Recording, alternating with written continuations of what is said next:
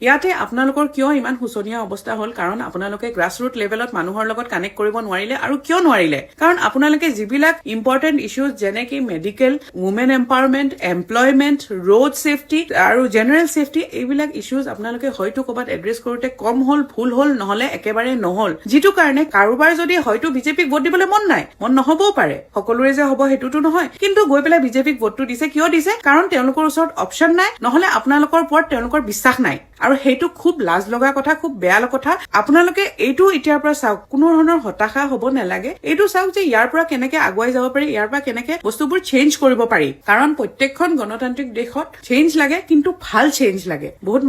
মানুহে লিখে কমেন্টত যে হয় আমাকো চেঞ্জ লাগে কিন্তু যিকোনো ধৰণৰ চেঞ্জ নহয় change should be in a good way আৰু ভাল অপচন নহলেতো যি আছে তেওঁলোকে দিব কাৰণ তেওঁলোকৰ যিদৰে তেওঁলোকে পৰিচালনা কৰি আহিছে তেওঁলোকে দেশ চলাই আহিছে কমসে কম আমি জানো that is the question of familiarity ইয়াতে আৰু এটা কথা শিকিবলগীয়া যে সোশ্যাল মিডিয়াৰ ৱেভটোৱে আমাক আচল ৰিয়েলিটিটো নেদেখায় নাইদাৰ ডাজ দ্য AI ভিডিঅ'জ নমস্কাৰ মই আপোনালোকৰ নীলাক্ষী ইলেকশ্যনৰ ফলাফল ঘোষণা হ'ল সকলো বিজয়ী প্ৰাৰ্থীলে মোৰ আন্তৰিক সেৱাভৰা অভিনন্দন জ্ঞাপন কৰিছো আৰু লগতে আশা কৰিছো যে অহা 5 বছৰ আপোনালোকে অসমৰ উন্নয়নৰ বাবে নেৰানেপেৰাকে কাম কৰিব এই ইলেকশ্যনত কিছু আমি চাবলগীয়া বস্তু হৈছে প্ৰথমতে কৈ লৈছো ইয়াতে আমি মোৰ পাৰ্চনেল চইচ বা আপোনাৰ পাৰ্চনেল চইচৰ কথা নাপাতো কিন্তু এটা জেনেৰেল বিশ্লেষণ কৰিব বিচাৰিছো মই এটা ভিডিঅ' দিছিলো কিছুমাহ আগতে য'ত মই গৌৰৱ গগৈ ডাঙৰীয়াক কৈছিলো যে আপুনি কেৱল জুবিনদাৰ ইস্যুটো লৈ ইলেকশ্যনটো জিকিব নোৱাৰিব এখন ক্লিয়াৰ ৰোড মেপ লাগিব এখন ভাল মেনিফেষ্টো লাগিব য'ত নেকি মানুহে আপোনাক বিশ্বাস কৰিব পাৰে যিহেতু আপোনাৰ প্ৰায়ৰ গভৰ্নেন্সৰ এক্সপিৰিয়েন্স নাই এজ আ CM এতিয়া টেকিং ইট ফৰৱাৰ্ড আপোনালোকে হয়তো কালিৰ পৰা বহুত ককৰ্থনা বা বহুত কথা শুনিছে please don't take this video' otherwise this is constructive criticism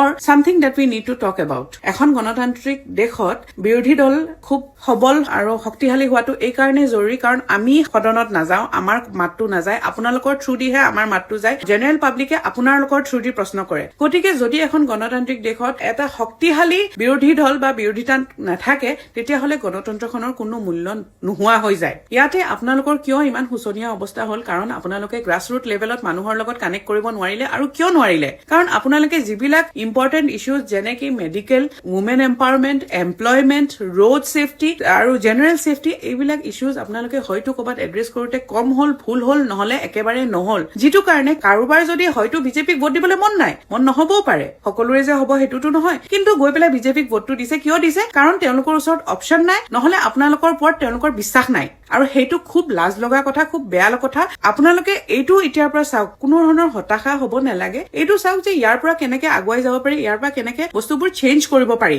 কাৰণ প্ৰত্যেকখন গণতান্ত্ৰিক দেশত চেঞ্জ লাগে কিন্তু ভাল চেঞ্জ লাগে বহুত